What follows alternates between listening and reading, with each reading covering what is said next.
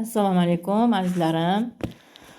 Kuninglar xayrli bo'lsin. Bugun mana biz hozir korzinkaga borib keldik. Korzinkaga bordik, kompostga. Keyin uning ichida koreyskiy magazinlarga kirdik. Hozir korzinkadan olgan narsalarimizni sizlar bilan bo'lishamiz. Raspakovka chek deydimi? Bunaqa slivka oldik. Mana. Juda ham yaxshi bu. Sut icholmaydiganlarga yaxshi. Suyuqroq, qaymoq. Sut ichib, sut yoqmaydiganlarga buni ichsanglar yoki bo'lmasam non botirib yesanglar ham bo'ladi. Bu yogurt Danoniniki. Bu ham yogurt grechskiy. Salatlarga ishlatsa bo'ladi. Tvorog oldik. Keyin salatlarga soya oldik. Sariyog' oldik, laktel. Keyin garchitsa oldik. Qish kunlarida ovqatlar bilan qo'shib yeyishga, nonlarga surib yesa, shamollashdan oldin olishga garchitsa oldik. Undan keyin mandarin oldik.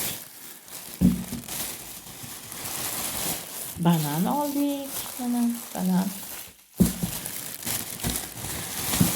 Ko'k olma oldik.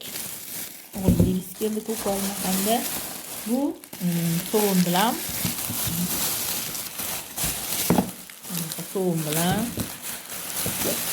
bunaqa cho'pchaladan oldik.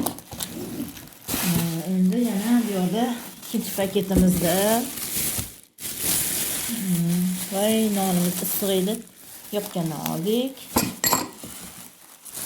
Keyin oq turib oldik. Mana ovqatlarga ishlatgan. Juda ham foydali bu ham.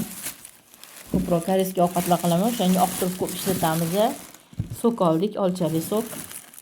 Hamda rozmet kolbasasidan oldik. Ertalablari non bilan buterbrod qilishga. Shunaqa. Keyin miyoguk ham oldik. Miyogimiz qayerdadir qolib ketdi. Xayrli kech aziz muxlislarimiz.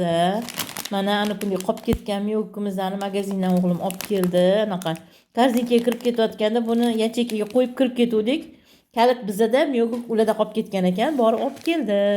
Endi sizlar bilan birgalikda zo'r koreyskiy miyogukli sho'rva qilamiz, xudo xolasa. Buni birgalikda uni aniq tayyorlanish jarayonini qo'yib boramiz. Salomat bo'linglar, bizani kuzatishda davom etinglar.